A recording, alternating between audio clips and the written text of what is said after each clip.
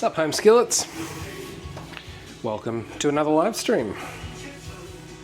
Tonight we are cooking some Chinese dishes, nominally because it is Lunar New Year. I think the actual New Year was yesterday or last night, so that's exciting. Can't say it means a huge amount to me necessarily, but I'm sure it's a very exciting time for those that it does matter to. And yeah, so we're going to do a couple of recipes, actually 3 recipes that I've not done before. We are going to do a sweet and sour pork, tofu. We are going to do a 4 precious vegetables dish, and we're going to do a glazed toffee apple. All 3 of the recipes are from my recently acquired Regional Chinese Cooking by Kenneth. So I've been on a bit of a retro cookbook kick recently, and this one I'm enjoying. I've done 3 dishes from it already, and it's good fun. So the main dishes that we're doing are Cantonese, and then the dessert is what is it? I think it's a Shanghai dish. Well, I mean, it's not like exclusively one way or the other. Having not been to or lived in China, I don't really know what I'm talking about. But I do know that I love Chinese food. So that's what we're going to be doing this evening. So yeah, Peking Brittle Glazed Toffee Apples. Pretty straightforward for dessert. The sweet and sour pork. I have cooked sweet and sour pork many times, and I have my own recipe for it. I'm going to follow this one just to see how much of a difference there is. It's a really... So the idea behind it all when I started cooking, authentic Western style Chinese was how close can I get it to the Chinese takeaway dishes. And sweet and sour pork is one out of all of them that I have managed to get the closest to. In fact, I think you wouldn't be able to tell the difference. I'm using tofu tonight. The steps are identical if you were using pork. Yeah, it's a classic. I don't know what it tastes like in Canton, but I know what it tastes like in Canberra. And then the 4 precious vegetables, which is a really basic 4 vegetable stir fry. In Cantonese cuisine, we don't do as much long, deep cooking. We do a lot of light touch. Hang on. Sorry, we are listening to Jackie Chan tonight, because it's hilarious. What was I saying? Oh yeah, Cantonese food. Yeah, like a lighter, leans more heavily on the fresher and lower amounts of cooking to preserve that sort of freshness. Because this is a southern region, and so the material is a lot fresher, a lot of wider variety of vegetables and fruits as well. A lot more grows further down there. So yeah, predominantly Cantonese. As far as my experience with cookbooks has told me. Shouldn't take very long either. We'll do some jasmine rice on the side. I maybe tomorrow, and certainly within the Lunar New Year period, I am going to try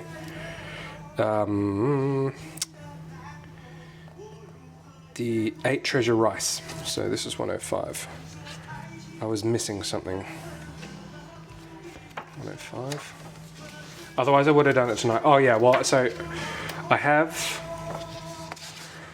just wanted to check on the glutinous rice front. I do have medium grain rice, which is pretty glutinous, but I figure I might actually go to an Asian store and get some proper glutinous rice, because I really like the look of this dish. Part of it is because I like glacé cherries a lot, but so this is glacé cherries and dates mixed in with like a sweet red bean paste, and then it is a boiled rice pudding essentially. I thought it looked quite good. So 8 treasure rice, not tonight, but very soon. And then the apples is really it's really straightforward, really straightforward stuff. So yeah, that's what we're going to be doing this evening. I've not cooked any of these recipes before, so it's going to take me a little longer than normal, but they're not complicated. You know, I think that's the other, you know, Chinese cuisine in the West. I'm sort of jumping all over the place here, but Chinese cuisine is actually really quite simple. It's the timing, it's the temperature and the time that makes the difference. So if you look back at Australian Chinese cuisine, like people trying to do it at home, not getting the results that you're after, predominantly it's because, and having watched a number of videos and people try and stir fry, you know, you end up with a soggy, soft bowl of insipid vegetables versus what you were expecting. The only difference is the time and the heat. So hopefully we'll demonstrate some of that this evening. I'm not a wok master, but I do a fair bit of wok cooking, and I'll show you. A lot of people in the West are quite hesitant to undercook things. So when we're talking about the 4 precious vegetables dish, for example, we're only going to be cooking the vegetables for like 2-3 minutes tops. It probably calls for, yeah, bugger all, like 2.5 minutes. And I swear it is the difference, but it only works if you have a really hot cooking surface. Because you put your saucepan on, or your pan or whatever, and if you're timid about it, you're going to get a very different dish. Yeah, so that's my story. Hello, Jess. Just got off work. Good timing. Excellent. Jess is someone who probably knows quite a bit more about Chinese cuisine than I do. So yeah, happy to have your input, because I don't know. Well, I don't have too many people that I talk to these days that have spent time in China or are from China, but certainly have in the past. So that's the plan. I think we'll just start by, well, I suppose, yeah, before we kick off entirely, like the other thing I think about Chinese cuisine, probably more than most others, is, although it's important in all others, is your mise en place. Like, ironically a French term, but chop everything up, have everything ready to go, because you've only got a couple of minutes, and you're not going to have enough time if you start stir frying something to mix up the sauce while it does that. Everything has to be done beforehand. That would be my other piece of advice. But that was a wise call. Actually, I'll put this over here. But you've eaten actual Chinese cuisine. That's the difference. So I'll start chopping up the 4 precious vegetables. I am actually going to weigh these. When I'm cooking a recipe for the first time, especially out of a cookbook that I've just got, I will follow it to the letter. You don't need to for things like this, but the reason why I'm doing it, I want to see what the author intended, obviously, before I start extrapolating on it or modifying it. So that's what we're going to do. We need, I think we'll be done well within 2 hours, to be honest, this time around. I want 100 grams of carrots, and I'm going to peel them as well. Normally I don't peel carrots ever, but in Chinese cuisine, again, there is a lot. I mean, well, I say it's not specific to Chinese cuisine, but especially for festivals, celebrations, presentation is important.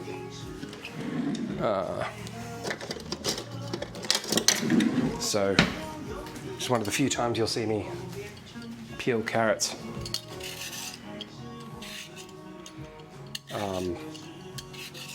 If it was any other time, I wouldn't at all, because you lose flavor and you lose nutrition. And you lose time. There's no need to do it. And I don't think it looks any worse than anything else. Like, it looks fine. Small bowl.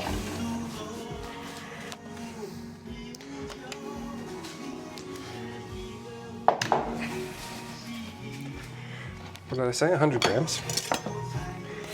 So we want these into rounds.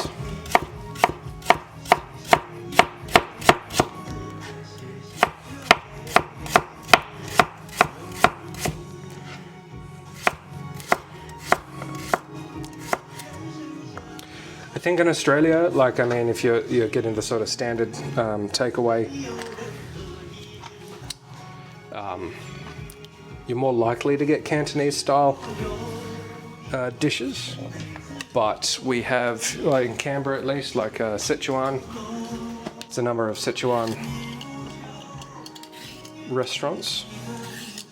And actually, for the first time ever, we had some Uyghur cuisine. And I was genuinely surprised to see it on like Uber Eats or Menulog or whatever. There's a Uyghur restaurant in Belconnen. And so Uyghur lends itself, like it's tastes to me much closer to your Central Asian, your sort of Mongolian and your Asian steppes style, obviously because that's where it's adjacent to. But yeah, that was quite exciting. Never in my life did I think I would get Uyghur cuisine delivered to my door. Yeah, and it was good. It was maybe a bit salty. Okay, that I've set that's the wrong. But yeah, I enjoyed it. What the hell's happened to you? Has my crap scales finally given up? Yeah, it was good. We had it was like a sautéed eggplant dish. We had a nice rice. There's something else we had. I'll check the order history. Something's happened here. Grams. But yeah, just something a bit different, you know. 100 grams of carrot. That one lives to see another day.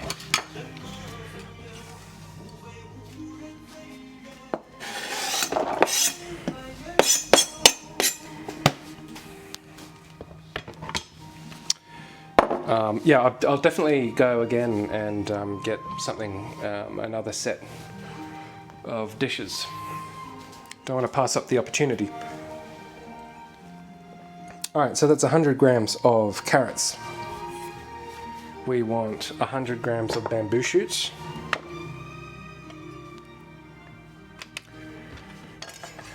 Yep. And I'm going to use water chestnuts as well. Oh, I'm going to do it in a different bowl though, I'm pretty sure. No, I'm not.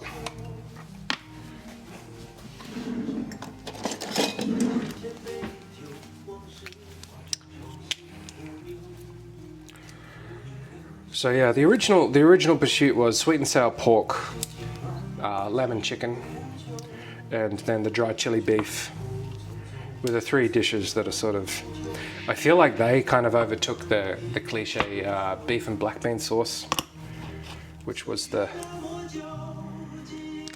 go-to in Australia for a very long time, still is presumably. 100 grams of bamboo shoots, that's not much at all. I'm not sure that's 100 grams. I'm going to buy a new set of scales.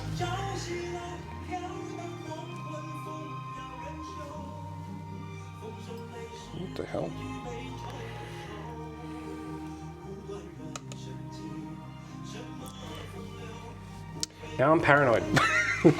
Normally this wouldn't be a problem. What the hell is going on?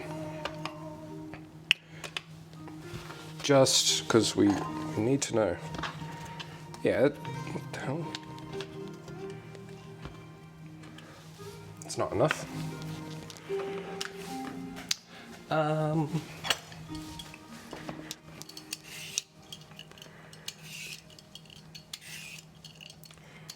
It's like when 3 little bamboo shoots means 100 grams, you know something's wrong.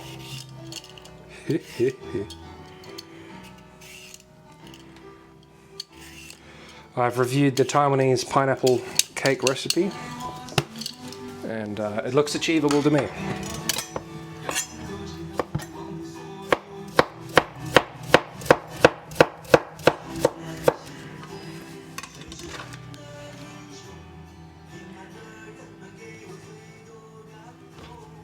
It's actually a new Jackie Chan movie that's just come out, which I will watch. It's I watched the first 5 minutes. I can't remember what I had to do, but anyway, I had to stop. But it's like it's like a parody of itself. It's like Inception level Jackie Chan silliness. Promises to be hilarious. Sups, Jazz? How are you celebrating Lunar New Year? I ask. Alright, 100 grams bamboo. Could drain them, but no. He will. That's the only other modification I'm making tonight. I am going to put a little bit of pineapple into the sweet and sour tofu. 100 grams of that. Because to me, like I associate sweet and sour pork with chunks of pineapple. Wine and pizza, excellent. Oh, that would have been exciting. Jackie Chan. I've watched a lot of Jackie Chan movies, a lot. It's just some of the funniest stuff you can come across, I reckon.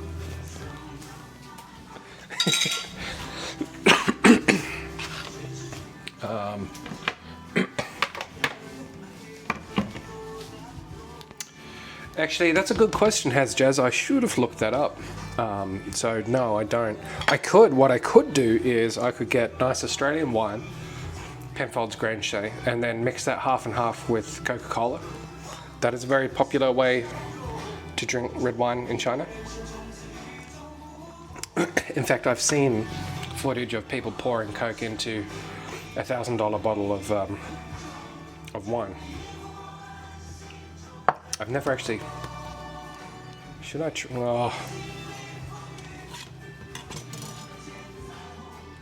Yeah, that's fair. I mean, being that famous would be trying. And you're aware of the Canberra connection with Jackie Chan.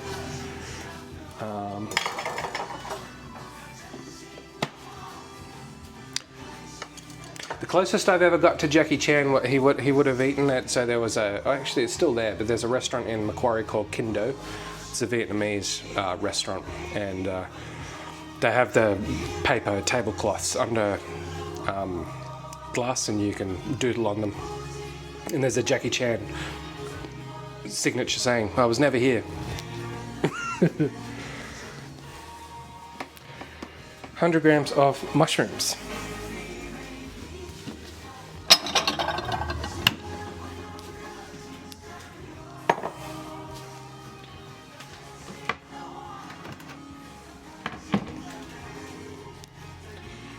It does sound like a waste, but maybe they're onto something. I'll let you know shortly. 100 grams of mushrooms. These are not Chinese mushrooms, these are actually Swiss brown mushrooms. I'm going to leave them quite chunky.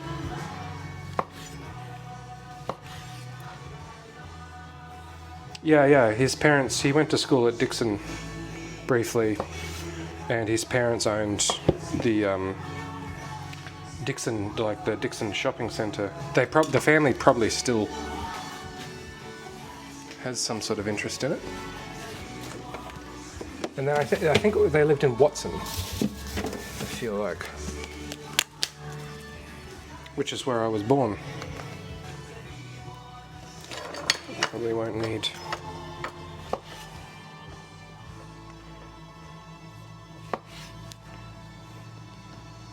It's 100 grams right there. So, and he did visit on occasion. I don't think anymore. But yeah, so that's a random, kind of hard to picture or like why, but you know, these things happen. So, yes. All right, so that's 100 grams of, and now we need 100 grams of broccoli. You could use peas or whatever. The 4 precious vegetables are not necessarily. There's more than 4. I think is what I'm getting from all of my reading on the matter. I'm going to cut that smaller. So this is like broccoli is a good example of where in earlier westernized or Australianized at least cookbooks they would tell you to blanch the broccoli first. There are reasons why you would do that, but whoa, looks like Dingbottom's here. Well, looks like Sooty's here. Did you flash the lights red? Such a fat cat.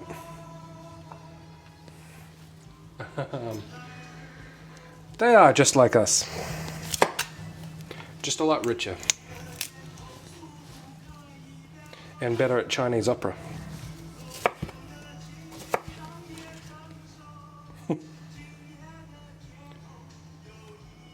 100 grams. And more crazy, yeah. That's what money does to you. So, but you know, whatever the hell age he is now, he's still jumping around like a... whatever jumps around. Couldn't come up with a good analogy. Alright, so this is our stir fry. What else is that going to want? Teaspoon of salt, tablespoon of sugar, teaspoon of sesame oil. Alright. And even this we'll measure out beforehand.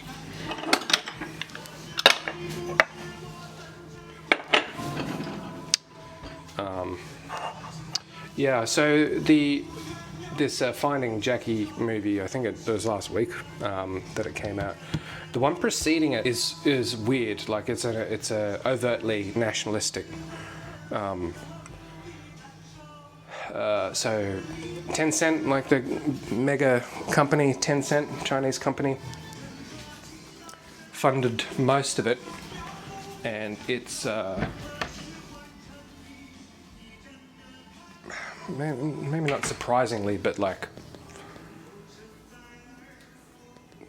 much more pro-China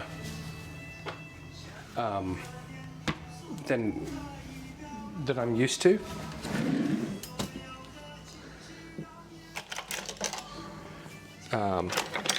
You know, which is fine. Like, I mean, I don't really have any skin in the game, but it was a noticeable message. Right, 1 teaspoon of salt.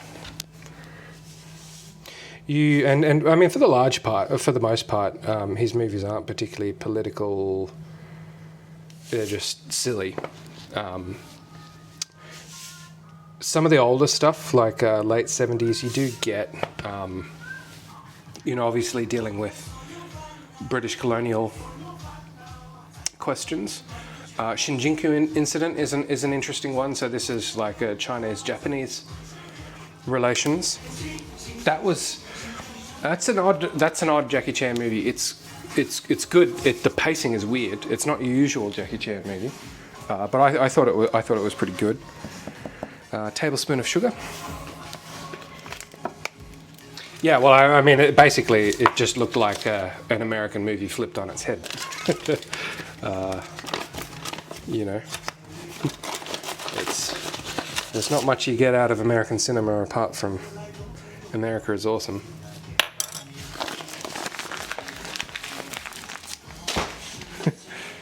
All right, teaspoon of salt, tablespoon of sugar, and then we put some sesame oil on at the end. So that's that set done.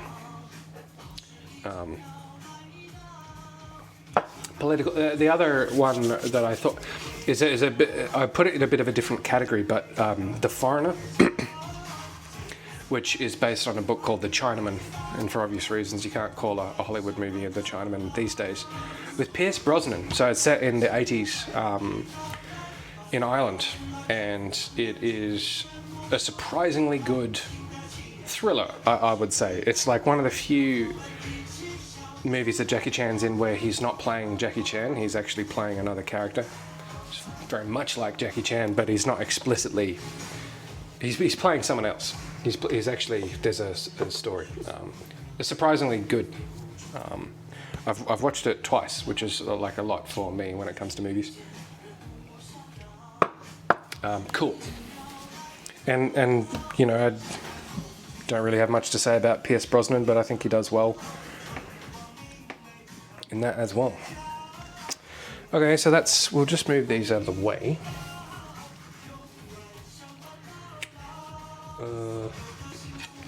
Yeah. Hello, sorry. And we'll move on to making the sauce, the sweet and sour sauce. And I think we can go all in at once.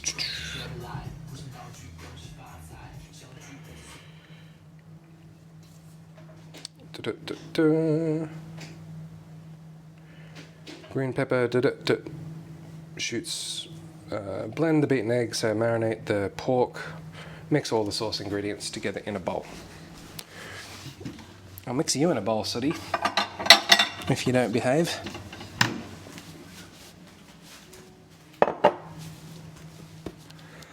Cool. All right. So the magic ingredient, at least in westernized versions of this, is tomato sauce. It is the key. It is the key to this. So we want 3 tablespoons of sugar.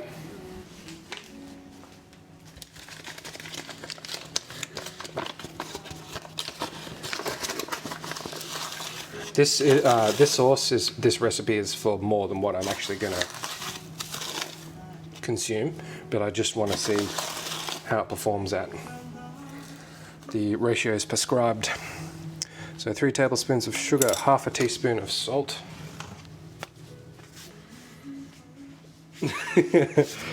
Yeah, cats are like that. Whitey has come back from her checkup at the optometrist, and her eye pressure remains normal. She's probably entirely blind in her right eye, and we are upping the amount of eye drops for the next month, so that's going to be a mission. But we will continue to... so it's like 6 eye drops a day and 1 pill for the next month. We'll check in again and see what the story is. Basically, all I want is like for her, like if the pressure stabilizes, then we won't have to have surgery to remove the eye, basically, I think is what we're what we're talking about at this stage. Orange juice, that's interesting, did I? Gonna have to make up for that somehow. 3 tablespoons of wine vinegar. Doesn't prescribe what type. We're gonna go with white. You could use Shaoxing. I've run out. You could probably use sherry. I'm assuming it's a white wine vinegar.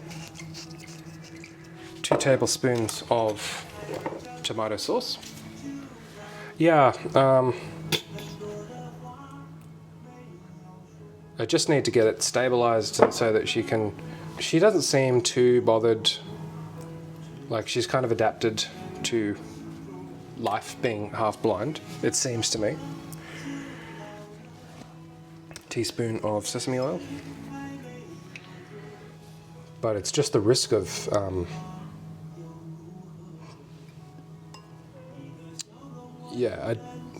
the hypertension. There's other things that can be associated with this. So anyway, at least it's not any worse, I suppose. Is the point there. Tablespoon of corn flour. Tried to do all the dry ingredients first and then missed that one.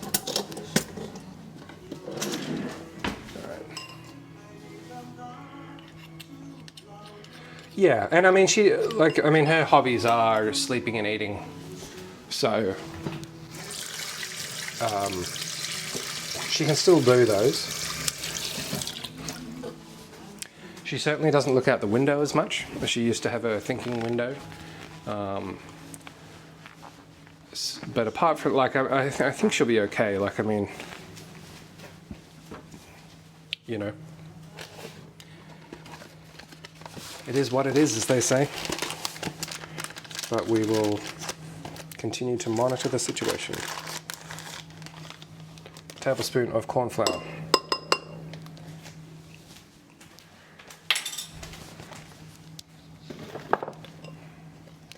And then orange juice. Now, I ate the last damn orange. I've got pine coconut milk. That's not really awesome. I think I'm going to just squeeze some. In fact, I'll use one of your lemons. I'm just going to have to. Oh, that sucks. I thought I had everything. I'm just going to squeeze a little bit of. I'll give it about a tablespoon and a half of lemon juice. We've got so much sugar in there. And the juice from these lemons is pretty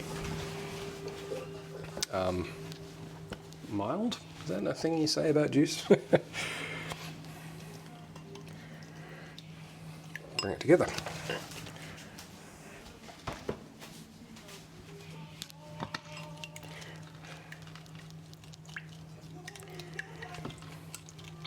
So,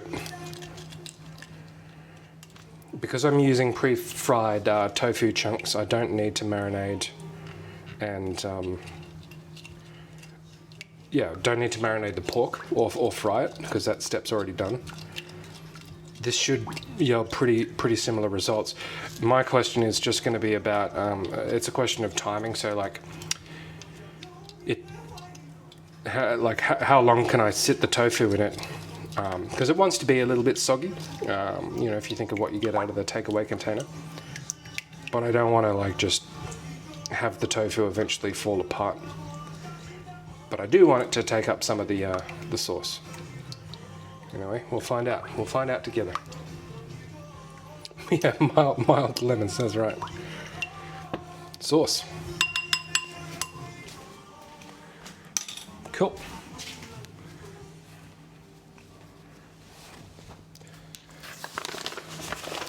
So to the sauce, we will be adding capsicum and onion. Where's my knife? And pineapple.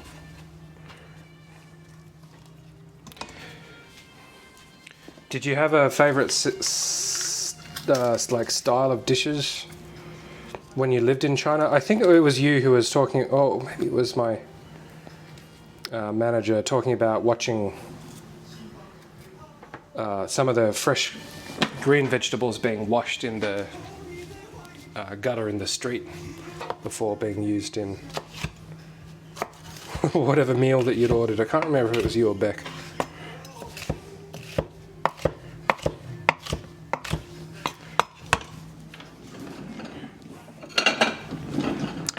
But yeah, health standards may be a little bit different.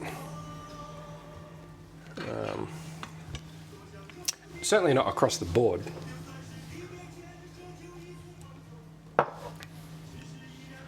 You don't eat raw veg there. All right, done.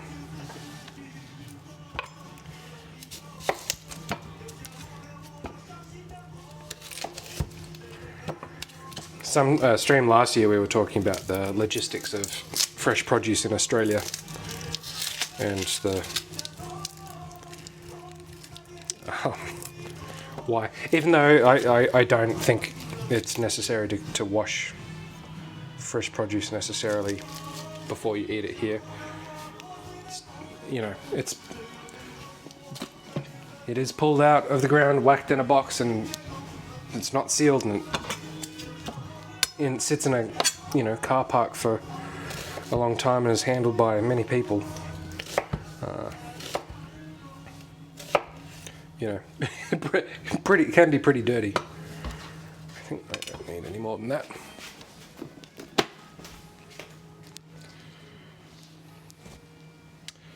Beck, okay.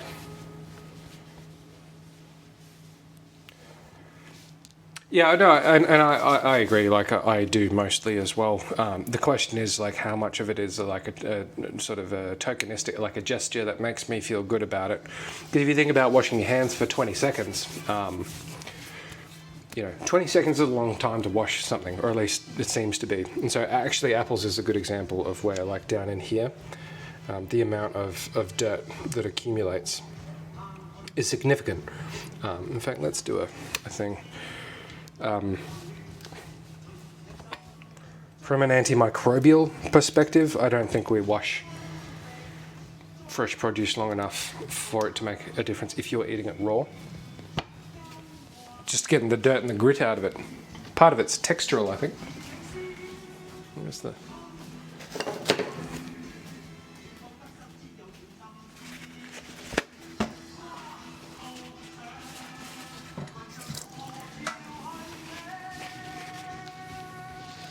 Yeah, okay. That's a shame. Drinking water is pretty good. Pretty good thing to do. Actually, that's pretty clean. There's grit and stuff. That's nowhere near as bad as... But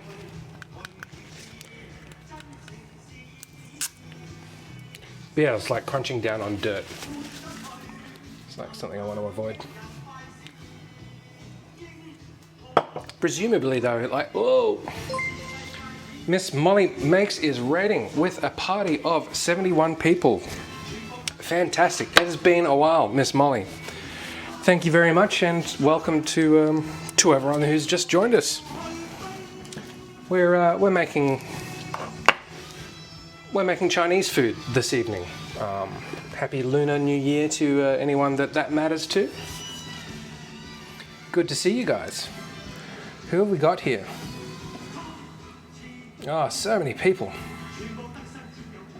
Yeah, doing the dishes, like, I mean, this is the thing, Miss Molly, I was thinking about setting myself a target. It's like every time I get finished streaming, and then I look back here and it's like, why didn't I clean the dishes as I go? Even with the dishwasher, and I do it piecemeal, and I have the time. Why don't I clean, do as I say, not as I do, and I often forget to do it. And we are having a tigerific year. Yeah, we're just prepping our sweet and sour tofu / pork, and we are going to get the glaze on for the toffee apples very shortly. So all of this is going to come together very quickly. Yeah. Well, I again, like I said, I promised myself, I think I need to make myself some sort of financial penalty for not doing it, because apparently getting up the next morning and looking at this isn't enough to motivate me for some reason. It should be. So for those who are just joining us, we are doing sweet and sour pork, in this case tofu. We are doing 4 precious vegetables, which is a Cantonese style simple stir fry. And then we're doing brittle toffee apple for dessert. So we're just doing the prep at this stage. What's everyone else having for dinner? I have no idea what your main time zones are, so let me know. And does anyone else get in on the Chinese cookery on a regular basis? Because I feel like we do it a fair bit here. And yeah, it's light, it's easy, it's quick.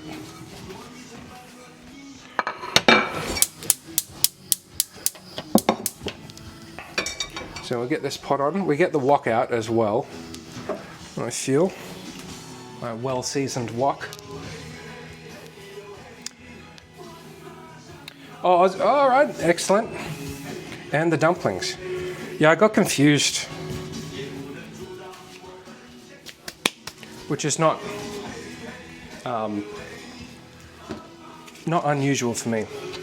The other thing about tonight's stream is I haven't cooked any of these recipes before, so we're trying to do it exactly as prescribed in the cookbook. Normally I don't cook like that, but when I get a new cookbook, I always like to try and see what the author intended. So tonight we're cooking from Regional Chinese Cooking by Kenneth. This is a book written in the 80s. Looking at it, I think mostly I would cook Cantonese style, mostly. A little bit of Sichuan, that's probably what it is. And then the rest is just like generic Aussie Chinese. So let's just have a look at the, and I'm on a retro cookbook kick at the moment. So we're doing Peking Brittle Glazed Toffee Apples, which I reckon we can kick off a little bit later. Let's get the rice on. We're just serving everything with a side of plain rice.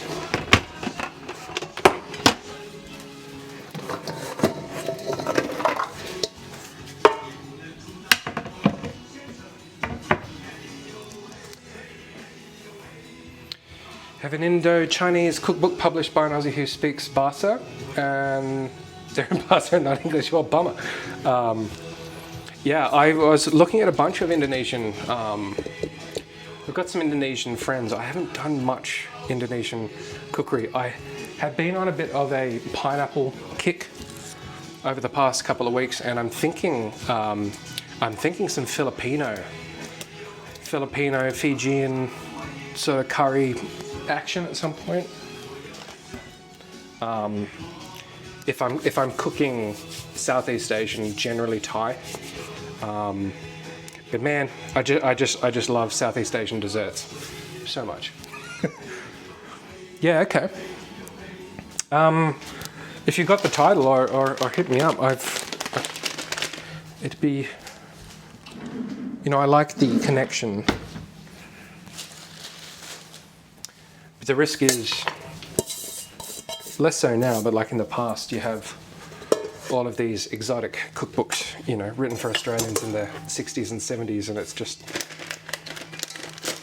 people from Asia trying to do the best they can with the ingredients that we had at the time. Fresh ginger, for example.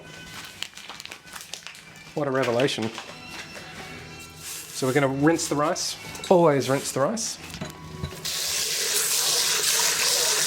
And we're using a rice cooker this evening.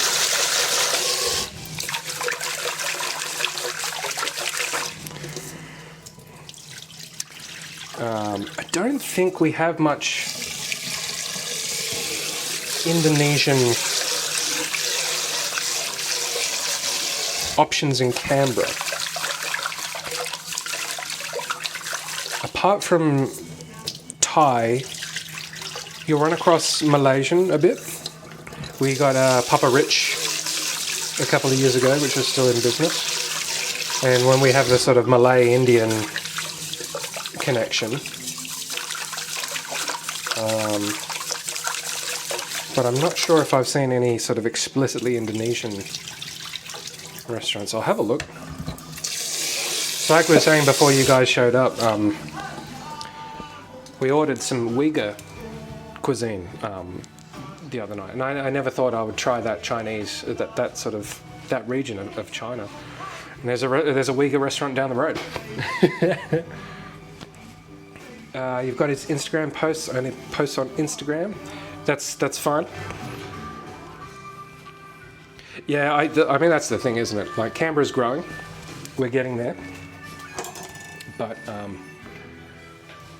there'll be regional style. Like there was a Peruvian place that started and then disappeared quite quickly. There's some Nepalese options. There was an Eritrean place that I really quite like. That's gone. Come and go. I mean that's life in the restaurant world. But yeah. Because in Canberra we have all of the countries represented. It's just that the populations are always quite small. Like how much to sustain a restaurant. I'm going to wash this once more.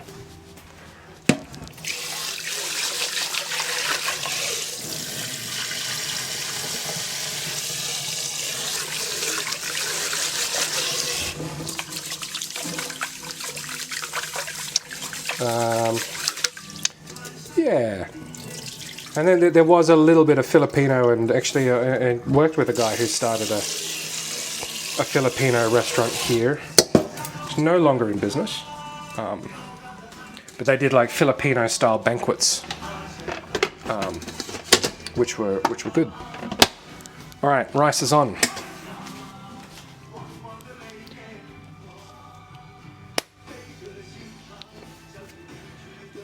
Masak to Danik. How difficult is Basa is it's a language I can't get my head around. It's like Finnish. All right. Let's get the wok out.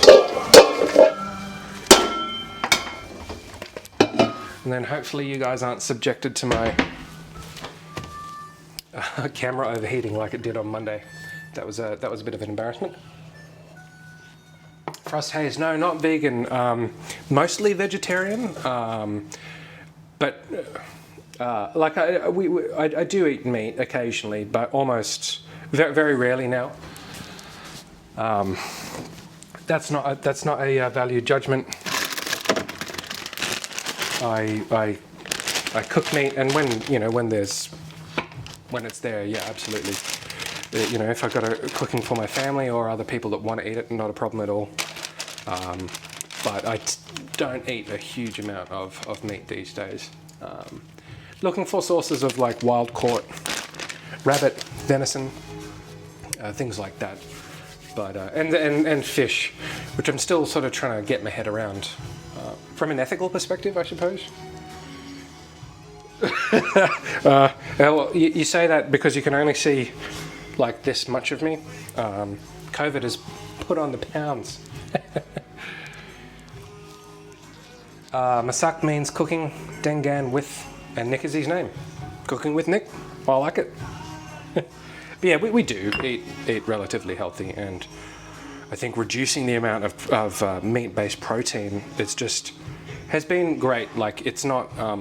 It's just let me explore so many different recipes. Really makes you think.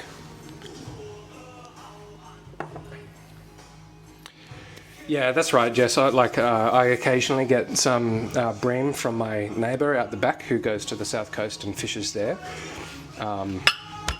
That's how I prefer to do it. My neighbour to the right does go hunting. He has a property, and so venison and rabbit, wild caught, I feel okay with.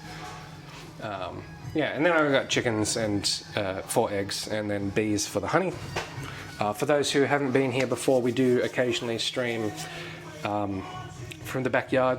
So we set up the chicken cam, the bee cam, and then that just sits on the always on channel so that you can take it easy and watch chickens do what they do. I'm in Canberra, Hayes. The background music is Jackie Chan tonight because the nominal Lunar New Year connection.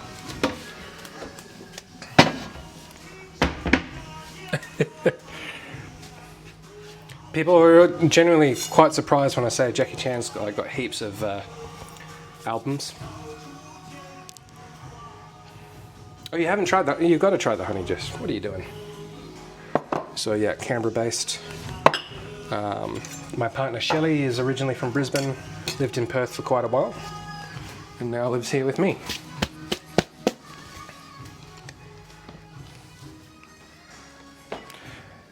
Who else do we have in the streaming family? We've got Sooty. We've got Sooty. Say hello to all the... Whoa. Say hello, and I'll give you some more food. So this is Sooty. He's a very friendly cat. He's a very friendly cat. Yeah, I think this is at the end of like either Project A or Police Story.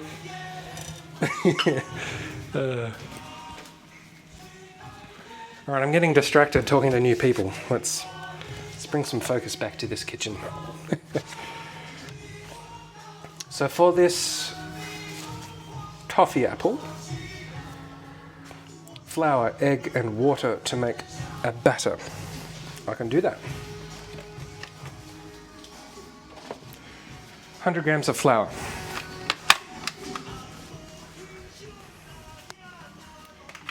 Yes, we were talking about Jackie Chan's connection to Canberra just before you guys showed up. It's weird how the world works.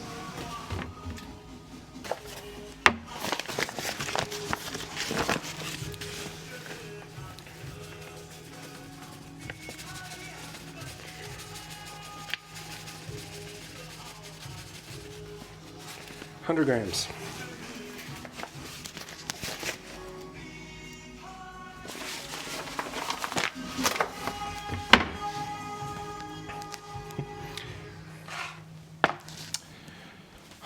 Of flour, 1 egg, and 100 mils of water. Pretty straight up, straightforward. This egg's not actually from the chickens. They went broody. It's chilly. We've been raided by Miss Molly Makes, which is very generous. So we are welcoming in a number of new viewers. It's good to see. Fairly well represented Australian contingent. Yes. It being dinner time. What is everyone else having for dinner? I was just talking to my colleague about the 4 precious vegetables. Yes. He said there's normally pineapple in them. Really? Yeah. Maybe from the region that's from. Yeah, I could do it. But he knew exactly what it was. Yes. I was like, oh, why is it called precious? I don't know if you've had this discussion yet. No. But he didn't know, but we agreed it's probably because it's very subtle. So precious, more like gentleness. That's what I'm gonna speculate. I'd go with that. Still, it makes me think of Gollum. But yeah, that connection's probably more likely, rather than the one ring to rule them all. So we'll whip this together, and then yeah, we've only been going for an hour. This is definitely a sub 2 hour stream. That's the other thing for all the new viewers, because this is normally when I cook dinner. When I finish, we go and eat it. So this is I'm not one of those 8 hour a day kind of streamers. I don't understand how those people do it. I've been thinking about streaming during the day, occasionally for the northern hemisphere, but haven't quite got myself to that point yet. All right.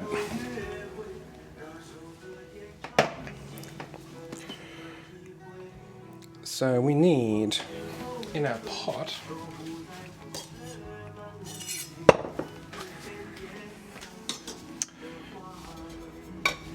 a heat pad.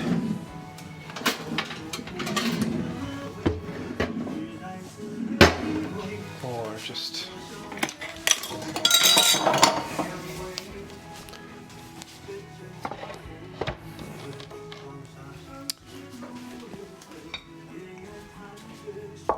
so I don't burn my surface. In another pan, heat together the sugar, oil and water. Dissolve the sugar over a gentle heat, and then simmer for 5 minutes, stirring constantly. Right, then we get it to the crack point, and that's when we are sort of battering and dunking the apple. So we'll do that at the very end, I reckon. There's the other thing about Chinese cuisine, it's like it all comes out instantly, and you've got to serve it forth as soon as possible. Serve it forth. Serve it forth. All right. Yeah. 6 tablespoons of sugar.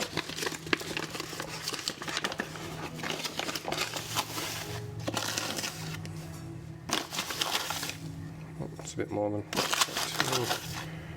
3, 4, 5, and a little one, 6. 2 tablespoons of water.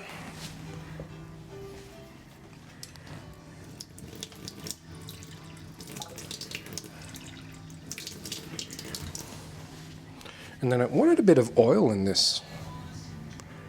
And a tablespoon of vegetable oil. I've not made a glaze like this before. The oil in it. Is this for precious vegetables? This is for the brittle toffee apples. Oh. Alright, and do what it says. They know better than I do. Yeah.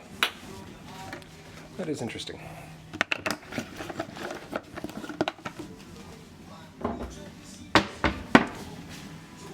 And then we'll just put it to one side and get it going at the end. In fact, I might just swap this over.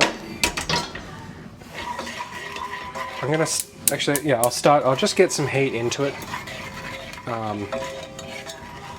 Start the process of dissolving, just so that when it comes time, we're well prepared. Yeah.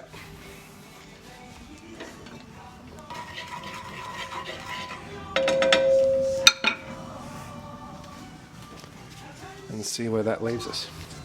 Now we're going to take our own advice and start putting things away. As Miss Molly Makes rightly pointed out, that we don't want to live in regret. It's good advice. It is good advice. It's advice I'd given in the past. Why is this out? I think I've just saved... What did I miss?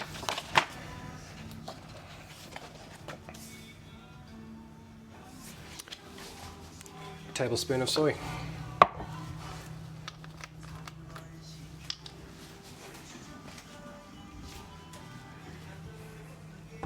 Oh, this is new. That's why I'm so paranoid opening soy sauce bottles like this. Oh. That was fine. No cause for alarm.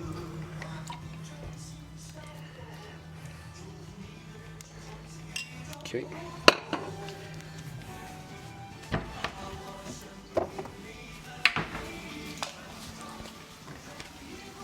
Check on our syrup.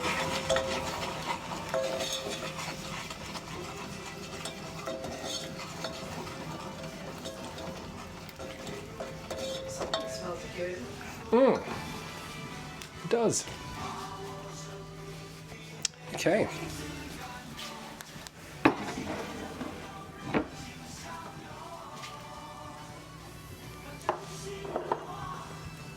Then we also had, the last bit was caster sugar, golden syrup. Let's make sure we're not missing on anything on that front. So we have the flour, we've got the egg, we have the water. Sugar, vegetable oil and water. Simmer.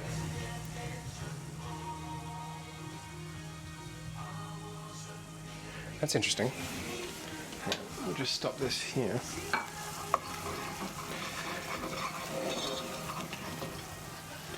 I'm just going to take it off the heat. But yeah, so unless I'm blind, so I'm seeing 3 tablespoons of golden syrup. Mix together the flour, the egg and the water. Fry the apple pieces.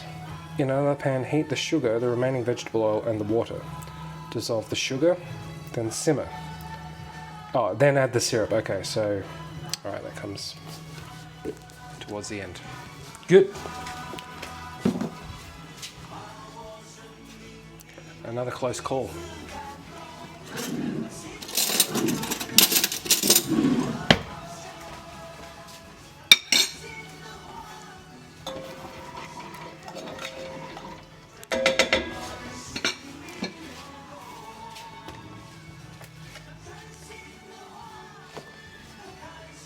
Okay, now we're basically in a bit of a holding pattern until, yeah. Another pot for this. You know what? Actually, what we can do is, so again, having cooked this a number of times, but not this recipe, I think there is value in heating and just letting the sauce simmer for a little bit. You know, I'm not looking to reduce it. I just want it to just get a little bit. I want it to start combining. So we'll do that. We'll get a little bit of pineapple as well. Because, like I was saying, it's the quintessential inclusion.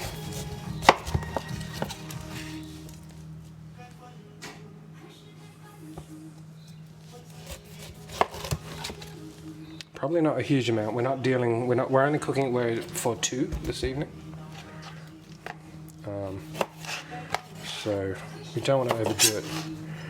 Other recipes will call for canned pineapple and includes the juice.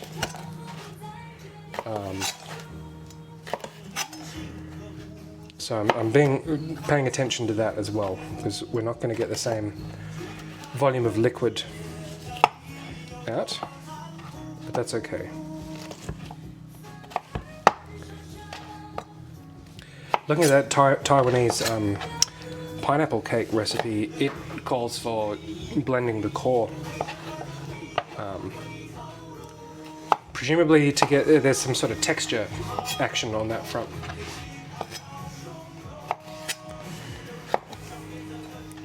And I wouldn't normally do that, but for this recipe I'll absolutely, because I've not done it before, absolutely will.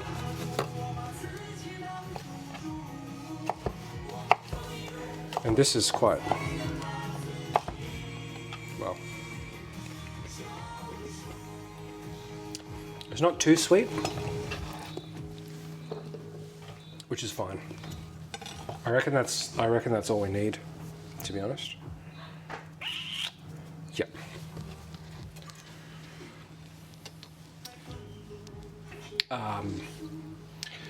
Yeah, that's it definitely another classic Southeast Asian. So Jess there has linked me to a recipe. I've seen them. I feel like I've had a pineapple cake before. Mum had pointed out that, yeah, so you can get a Mexican wedding cake that includes it. So obviously the world over. So there are a lot of pineapples grown in Malaysia. A lot of pineapples exported from Malaysia. This is not. This is an Australian one. But yeah, Sam wants to try to make a pineapple tart. Misses so much usually. So are you here? Like you live here, or are you back and forward? What's the story?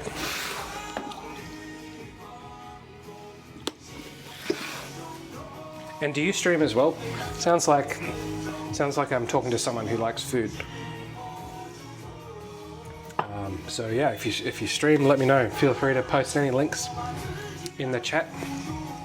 It's pretty laid back here. Oh, in parks. You can check out the telescope. Get yourself some oranges. Yeah, that's tough. Would have been like Canberra 30 years ago or something. That's tough, man. Streaming is hard. Parks is like, oh, that way. I'm pretty bad at giving directions if you can't tell. Let's fluff the rice.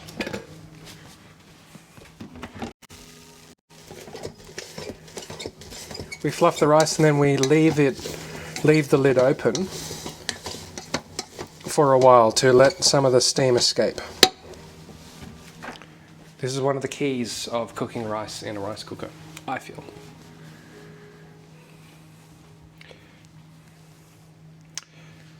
Yeah, country town, it's like got a big radio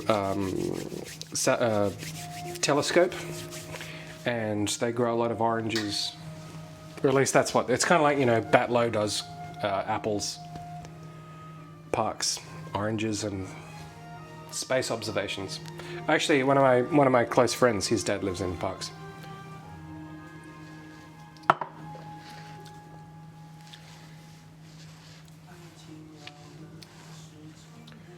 Yeah, man, I haven't been to Dubbo for a while.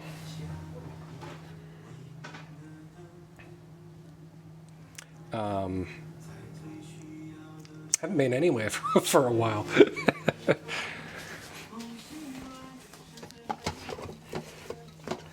Yeah, that'd be tough.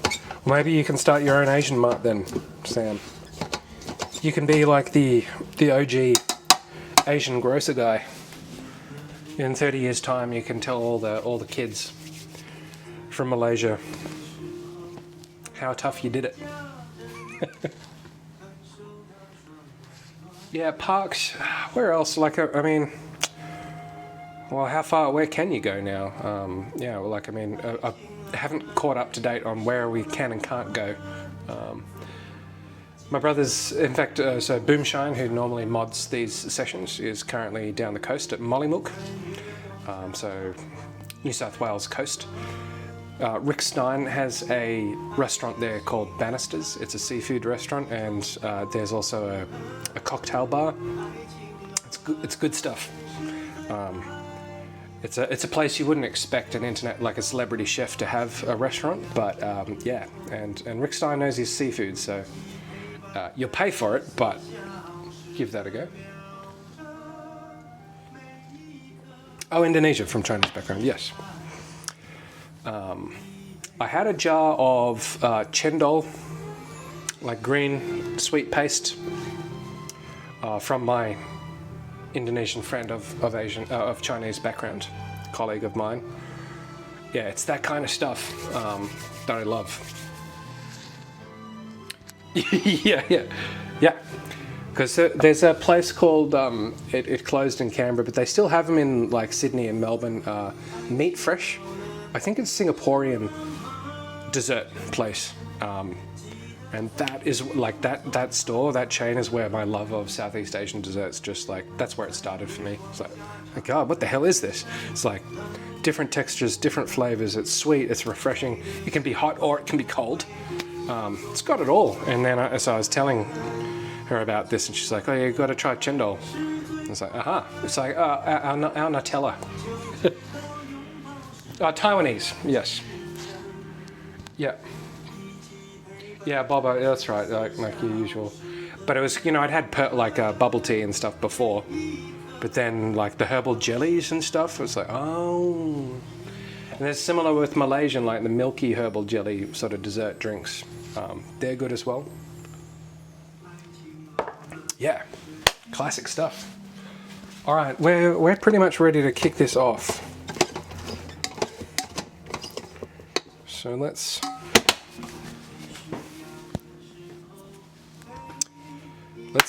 plan ahead. Because it's only going to take a couple of minutes. I'm going to slice these apples and give them a bit of lemon juice, just because they're going to go so brown so quickly. But before we do, we're going to go over here and get a pot.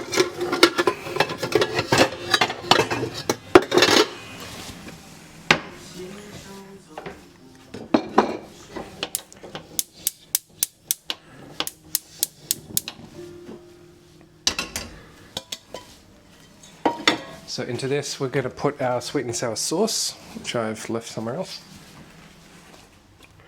And I'm just going to cook that up and just let it come together.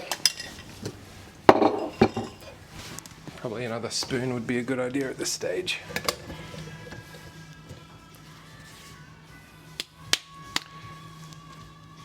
Yeah, no, that's cool. I've got, I'm thinking about moving my lemon tree that's not doing very well. Yes. You know, when it rains, it pours, I suppose, is the...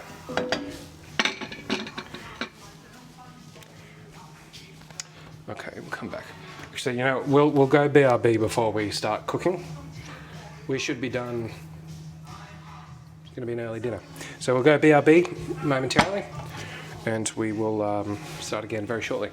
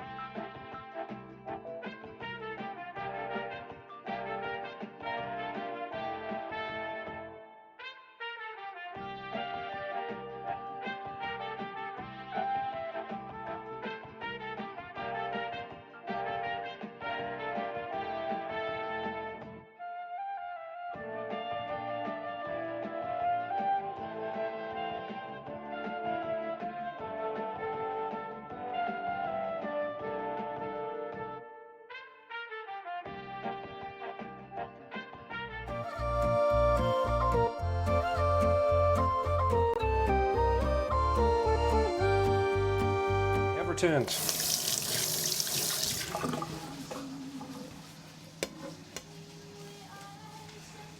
We have returned.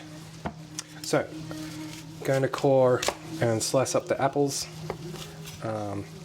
Yeah, so all of these recipes I'm making for at least 4 people. There's only 2 of us, so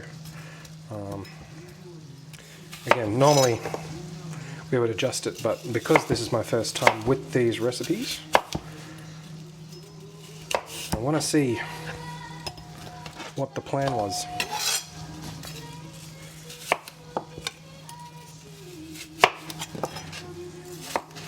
And then, yeah, tomorrow if I get the glutinous rice, yeah, that's going to be enough. We will definitely be trying some steamed rice puddings in the near future. Lemon, not called for, but I just want to keep it, I don't want it to go too brown. And also, lemon and Granny Smith apples is a fantastic combination. I know.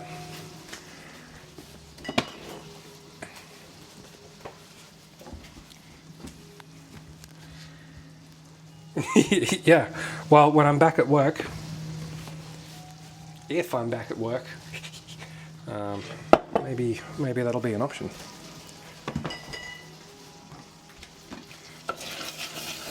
Cool. So that's the thickness we want. So I'm turning the heat off it, and I'm just going to let it sit. And now we are going to. Well, actually, we'll put the pineapple in now, and then we're going to stir fry the capsicum and the onion.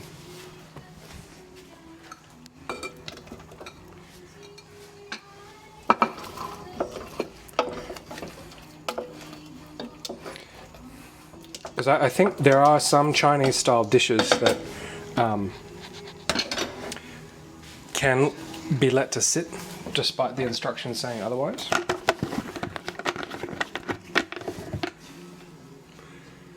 Especially if you're getting it delivered at home. It's sitting in a plastic container, sweating and getting soggy, and I reckon it's part of the charm. Oh yeah, that's right. Back in the old country.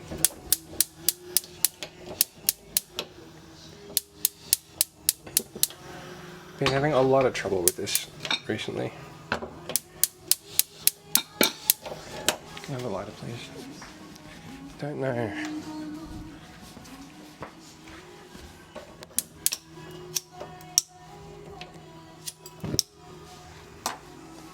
So, wok.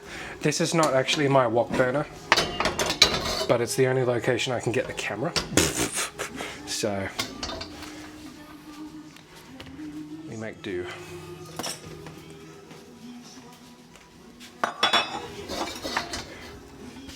So this wants to be hot, hot, hot.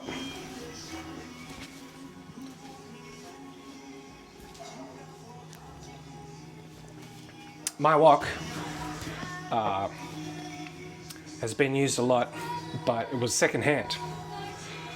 So instead of working up the seasoning it and yeah, it's I don't use it like if it had been new, I don't know if it would look like this by now, but it served me well. Pretty sturdy. It is pretty sturdy. All right, so it's smoking now, and that's the heat that we want. And we go in slowly.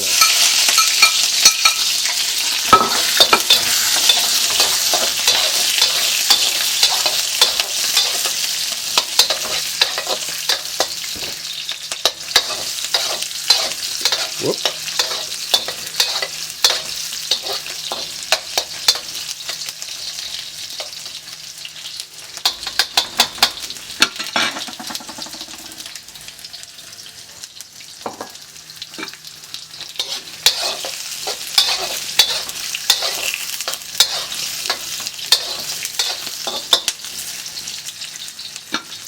Really looking just for about a minute or something like that.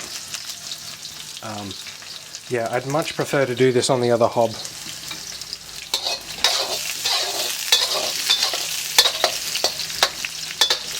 But I think it's close enough.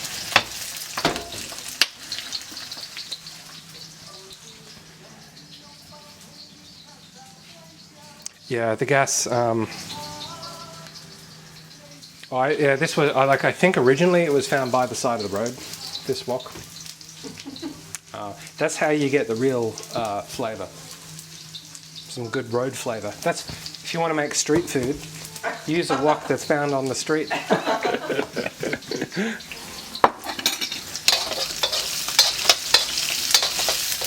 Cool. That's all I want for these. So we now come over here.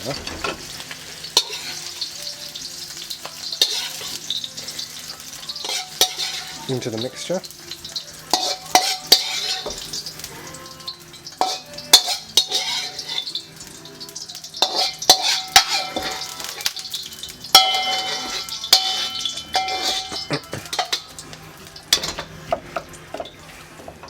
So that to me is starting to look like a sweet and sour mixture.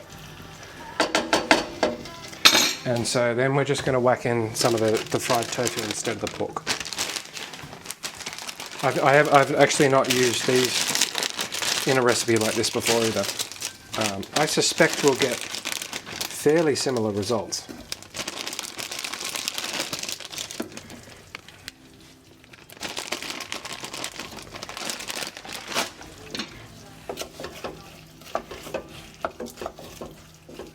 Yep. It smells like sweet and sour pork. Yep. Cool. I'm happy with that.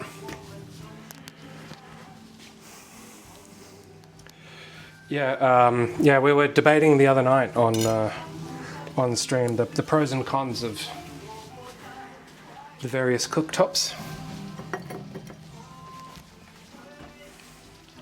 It's a tough one. I've watched Asian cooks use induction. I want just... Oh. No, we'll just a splash of water.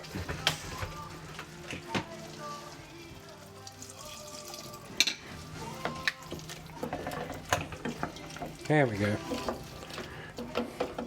So that dish is done. And so now it's just going to sit to the side and gather flavour.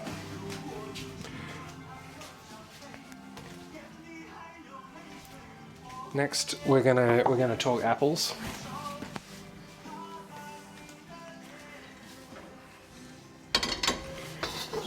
I do not have enough room.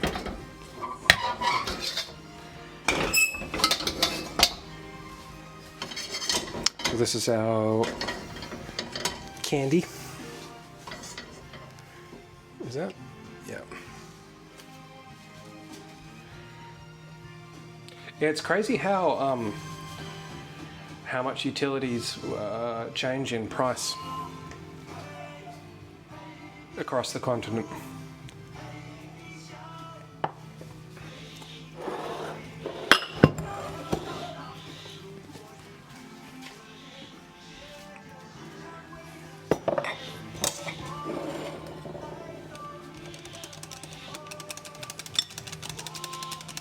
I think I'm also going to get a basket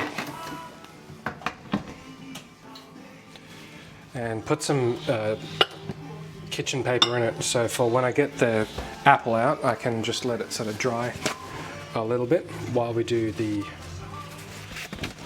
precious 4 vegetables hobbit. So where is this cooking school based? Cooking school. Isn't the book from a cooking school? I think. Oh yeah, Chinese Cookery School and Memories of China restaurant. I think it's American. I think he's American. I'll check that.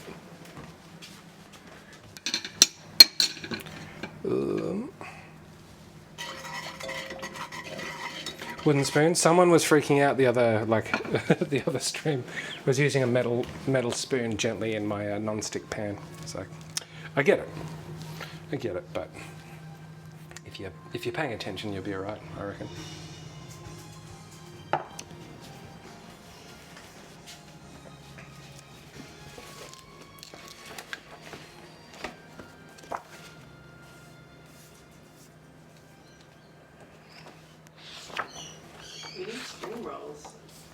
We do.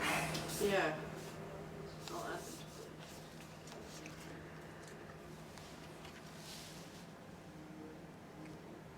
Yes. I've been meaning for quite a while to make some. But I'm not sure I want to make the pastry myself. I mean, I could. Maybe we should Well, for the first time around, and then just. see if it feels worth it or not. Yeah, there are a few instances where. Well, I guess you could make then your own size of spring roll. Yeah. That's fun. That is fun. It would be fun. Like I want to make the mixture, for sure. Okay, we need our fancy new candy thermometer. Good for jabbing in things. Oh, yeah. Oh.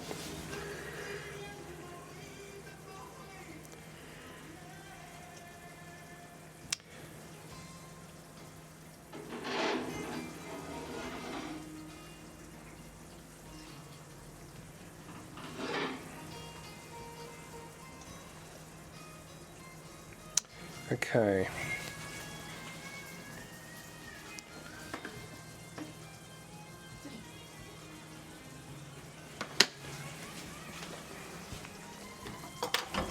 So that's going for 5 minutes. I need to.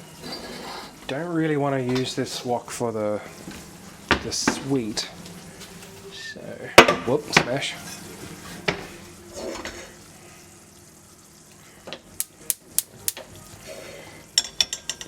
Just on this, yeah, this, oh, you can see it. I'll put some vegetable oil in here because we're going to deep fry the apples in this.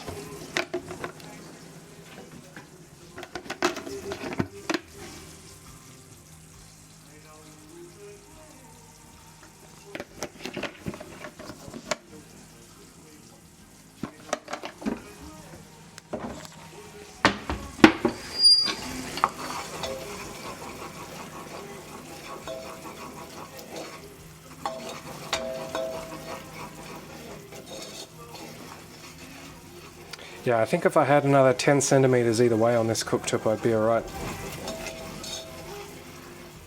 Because woks, yeah, they just take up so much space. Candy thermometer? Well, I say candy thermometer, it's just a food thermometer. Sometimes they call it candy thermometer. What I like about this one is it's just USB, like you can recharge it. And it's magnetic, so it lives on the fridge. And it's pretty accurate. I learnt my lesson buying like $5 eBay thermometers. Yeah, it's like I just should have bought a better one in the first place because might have even saved money.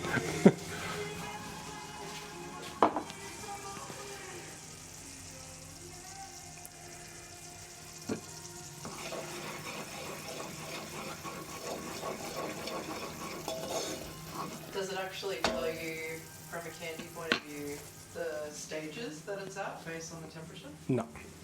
That's one good thing about actual specific candy. Yeah. It says like this is softball stage or this is whatever. Yeah, and I think if I did more like dessert work, I probably, like for reference, this was $40, I think. But yeah, you can hundreds of dollars. You can buy some expensive thermometers. A lot of it has to do with the tolerance, like how accurate this is. I think it's like 2 degrees one way or the other. So that's something to consider.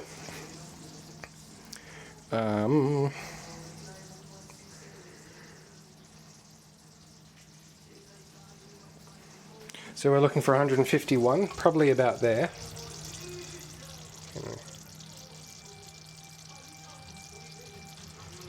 120, 127.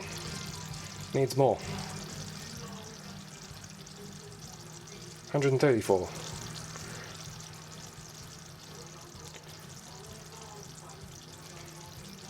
Yeah, close. Oh, I forgot to change the camera.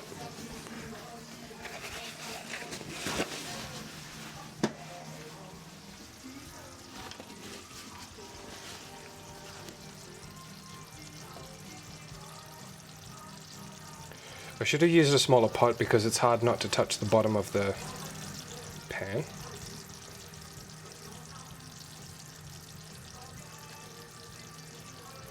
Close. Alright, so in a couple of seconds that's going to hit 150. So we prepare our golden syrup.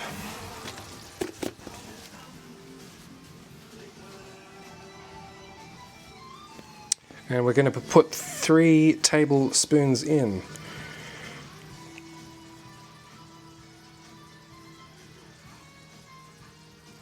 Yep.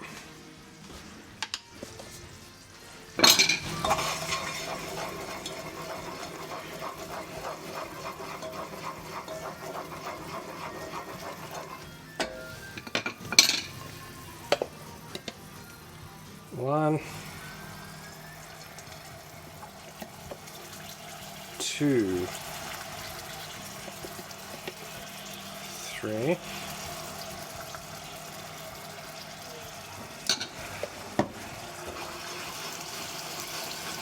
Oh, mama.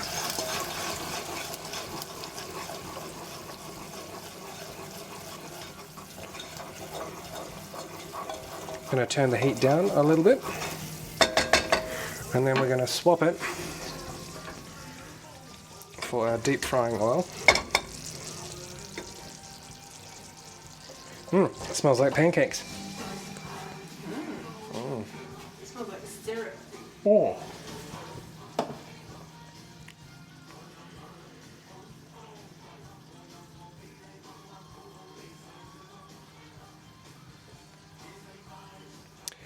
And now we just want to make sure that everything is up to heat so that when we actually, I'm going to need tongs. Basically. That's still meant to be on the heat. What? The caramel. Yep. Why did it burn? I don't know. I would have thought it would Oh, all right. Shelley's. burn. No, I don't know. Oh, net. Are you following the instructions? Yep. But now I'm scared. All right, we're turning off the heat. Isn't it getting quite dark? Yep. So all I know is it doesn't take long for it to turn. Oh, I think you're right. I think you're right.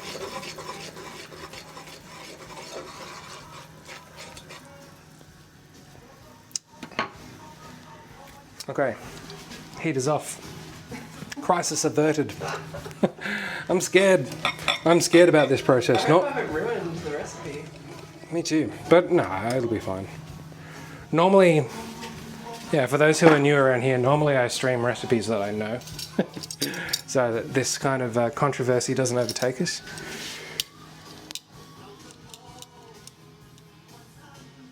Yeah. Okay.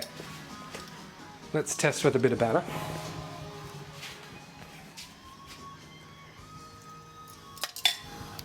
Once more. Not too much more though.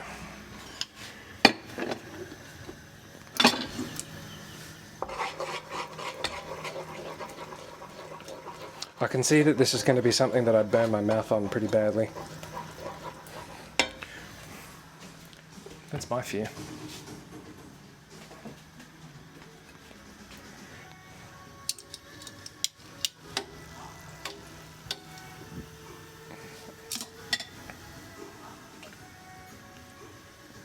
You know what?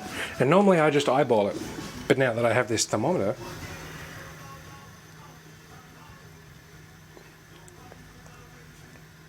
I think this is like literally the first time I've measured oil in years. 132, 33, going up, going up. 140. Okay.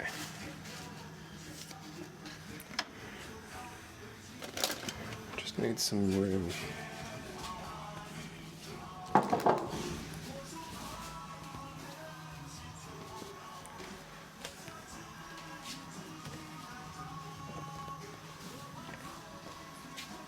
So what's the next steps?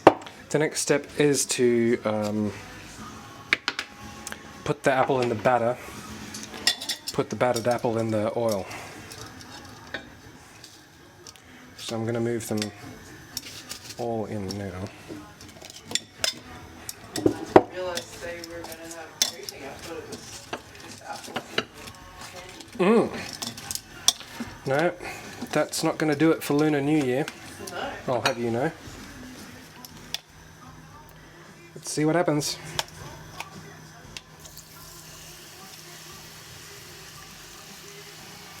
Isn't mooncakes another classic Lunar New Year? You'd be forgiven for thinking so, but no. Oh. Mm. What are they called? Jess is about to tell you. This is it kind of comes up every year. Right, it's a bit of a misnomer sometimes. Well, yeah, that batter's not really sticking to the... Oh.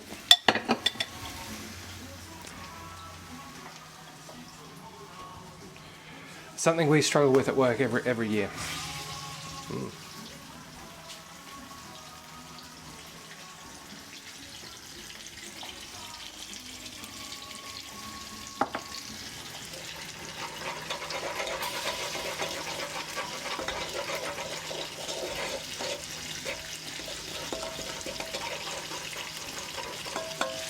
So it says 2 minutes. Basically, it does want it to be fairly cooked.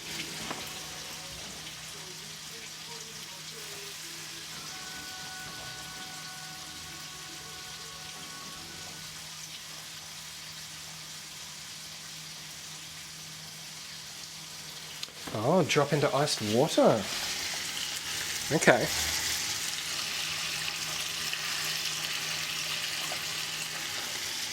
Interesting.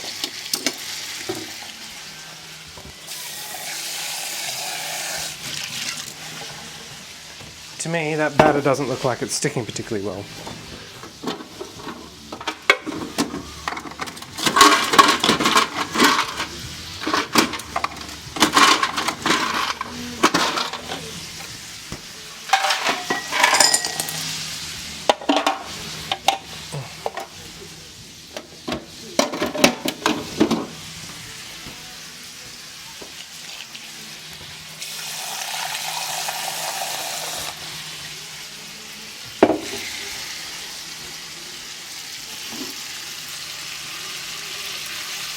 Well, that one kind of stuck. Alright, so into the... no, this needs to be on.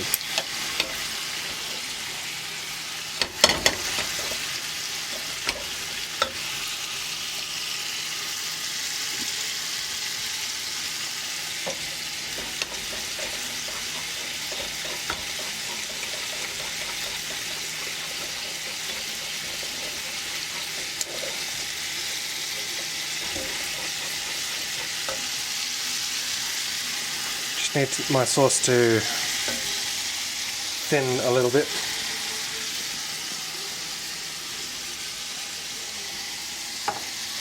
I can see where this is going, and in principle I like it. Okay, that's got a... Ah yes, the old Mid-Autumn Festival. Yeah, actually, well, let's. I'll put them in the sauce as well and see. But yeah, that is not sticking particularly well to. Oh no.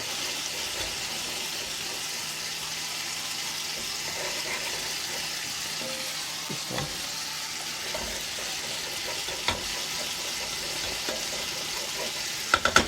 They need to come out.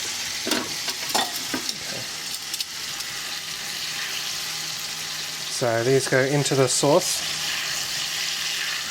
This one looks like it's like a tempura apple, basically. So we coat them, and then we go in with the remaining pieces.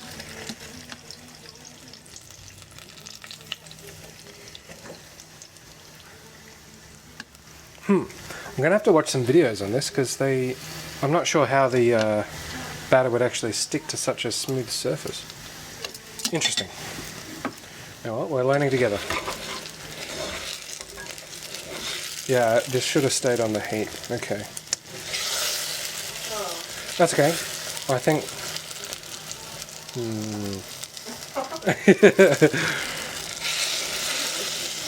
Oh, no, but I mean you're right. Like I mean I don't want to burn nothing because there's nothing. There's not much worse than burnt sugar taste. Like how bitter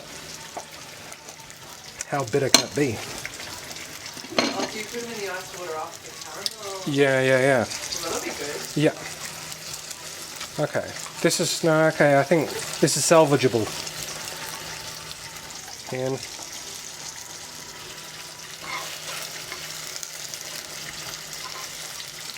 And okay. No, we're back from the brink.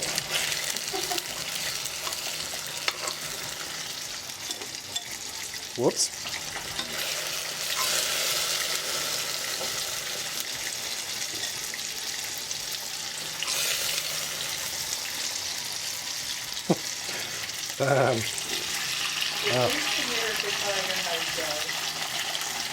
How's Jazz's back?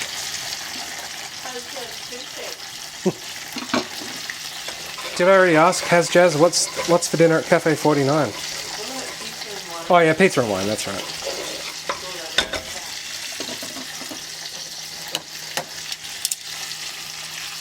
Cool. That one's turned out quite well. Interesting. Getting a rhythm now. Yeah.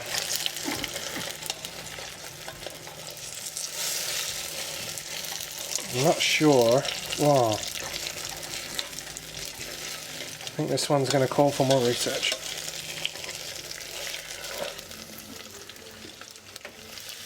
So obviously I don't know a lot, but in terms of the year of the tiger, I assume that the different animals throughout the year mean different things to predict what that year is going to be like.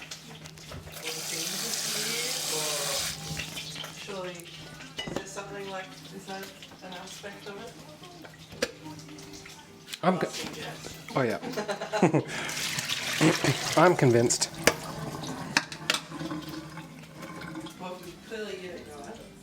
No, certainly don't. Certainly do not. Yeah, I guess that's the problem, Jazz. We've stopped watching Jeopardy and started watching Seinfeld. So we're less informed.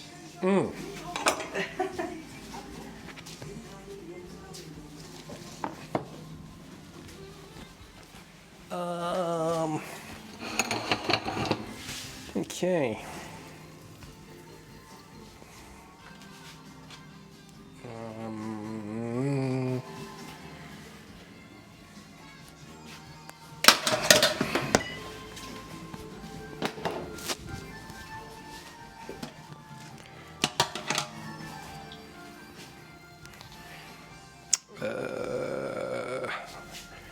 Maybe just trying to work out what to do with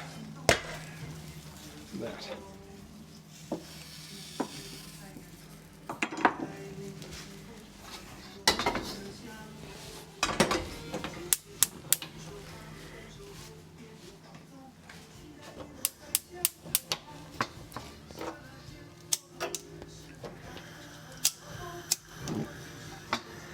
Lock is back on. Phone hasn't overheated. I'm pleased with that. All right, Year of the Tiger. Yeah. What am I? I think we're Year of the Rat, aren't we? Rat? No, I think I'm an ox. That's my. We're born in the same year. Well, then you're an ox.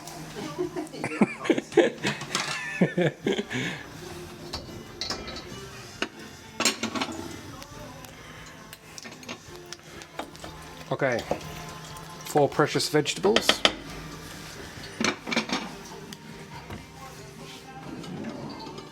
Who's your fave Seinfeld character? I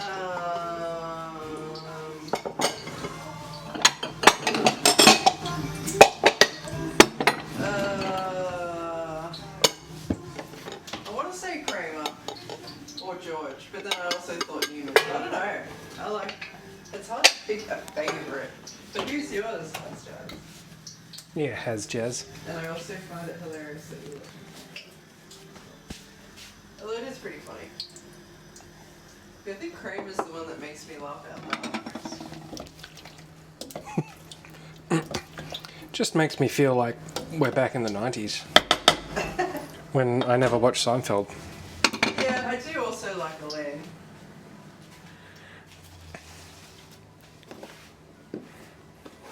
But I feel like Elaine would be my friend. But Kramer makes me laugh. I feel like Kramer would be my friend too, actually. I got a bottle of Shiraz, which we may have had last night. Oh yeah. At the club.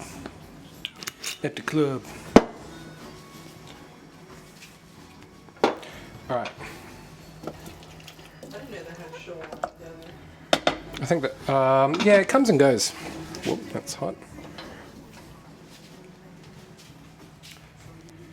Let's do it.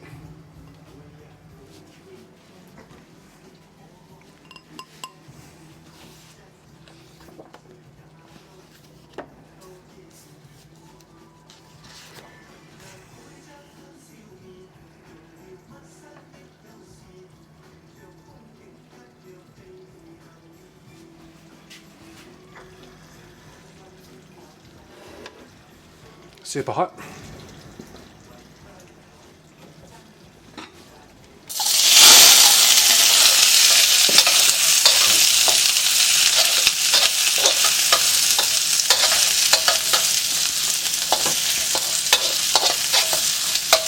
Looking for about 1 minute on the bamboo shoots and the carrot.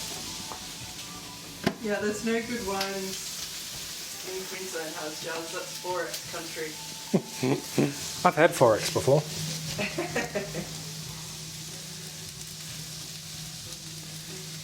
think it's a bit too warm up there. That's the problem. Perhaps. Too humid? It's not, you mean for growing? Yeah. Yeah. Okay, that is a recipe that we'll revisit.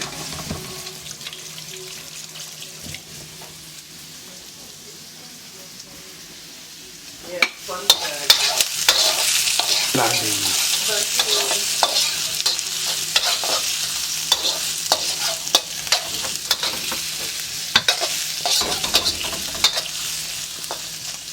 I went on a tour of the forest factory once. It was awesome. It was like a live, real, how it's and a lot of history actually in Warwick, in Queensland. Forex town, as we call it.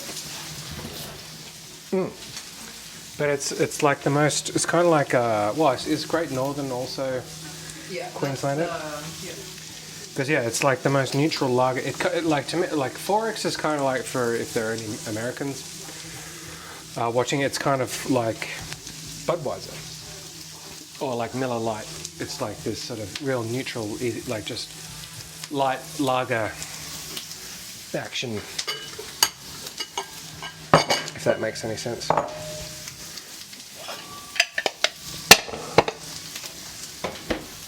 Sugar and salt, and then these.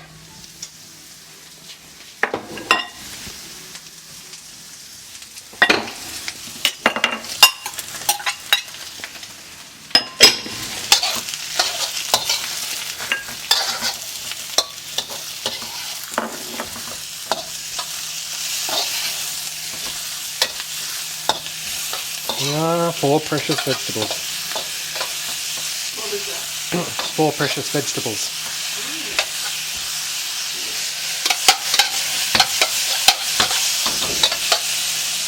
And so you'll see I've not added a sauce here. There's going to be a decent amount of moisture that gets released from the mushrooms. I don't want them to fall to bits. But we'll get some liquid from them. Whoop, we lost one.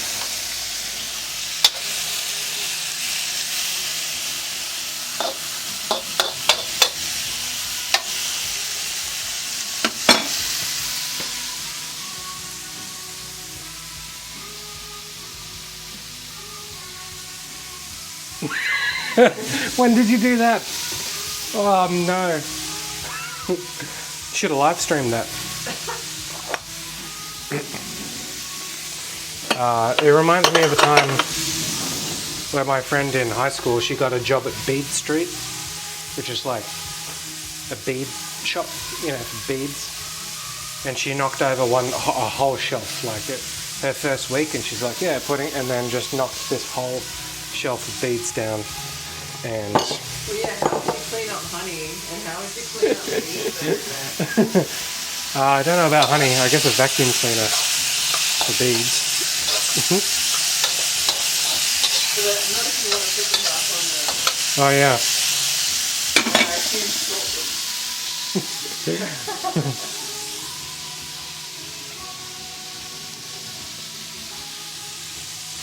When was this? Why have I not been informed?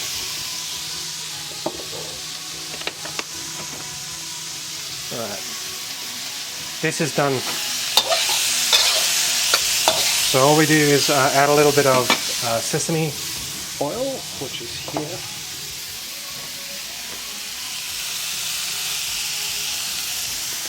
Not much. Heat off.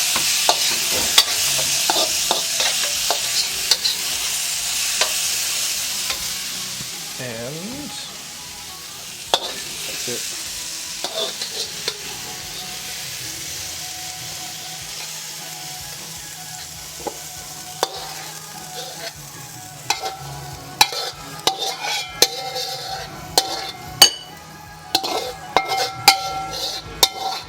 Is this still Jackie? Yep.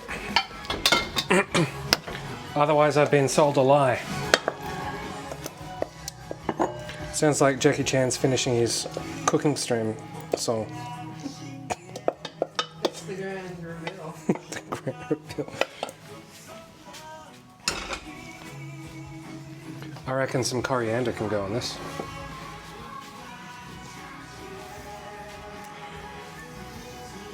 Yeah, sesame oil does go a long way. Can be underestimated. Certainly.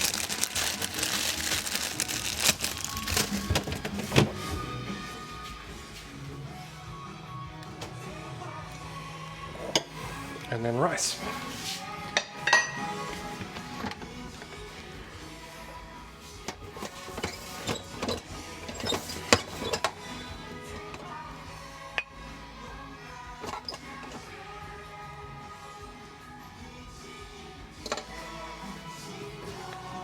I feel like I need one of those little thermos style like rice Yes. jug things. Rice jug.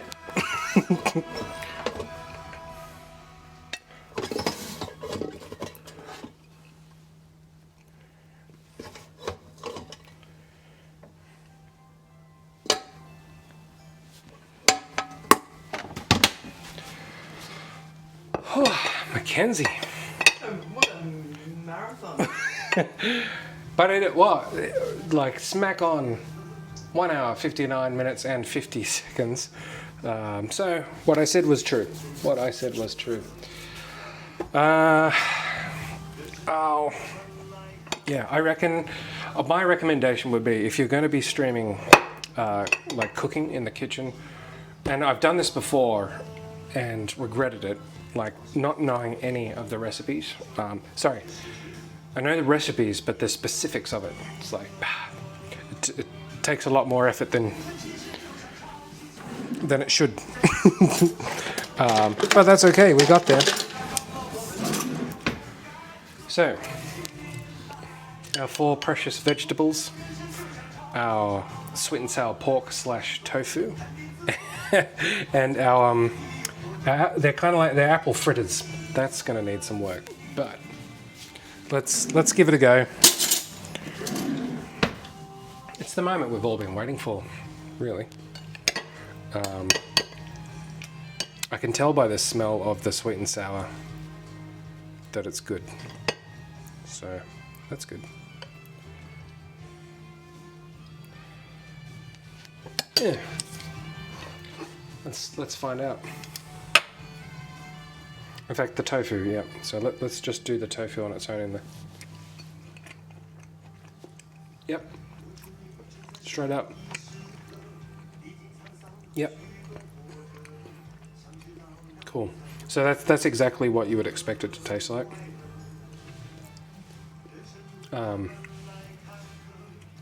Yep. That tastes almost identical to my recipe. I would, yeah, had I had the orange juice, it would benefit from that, but no, that's sweet and sour pork. Precious vegetables. They're just precious vegetables, straight up, stir fried. A touch of sesame. The salt and the sugar. Yep.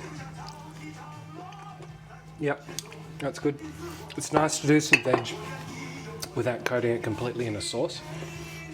You could do that. You could braise these, like you could blanch them. You don't need to fry those, I don't think. Maybe if you had like onion in there or something like that, but I don't believe onion is a precious vegetable. apparently not. So no, they're both good. Now on the apple, this is going to be a different story.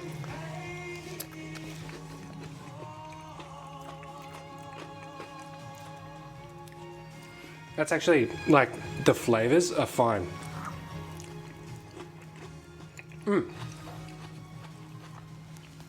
Tangy apple. Is it soft? It is soft. Maybe overcook them a little bit, and then you get a bit of the crunch from the batter, and then you get the toffee. Yeah, that didn't work in execution. The flavors are good. I like the golden syrup that sort of kicks in there. There would be an equivalent English and probably French apple fritter recipes that are almost identical, I would say.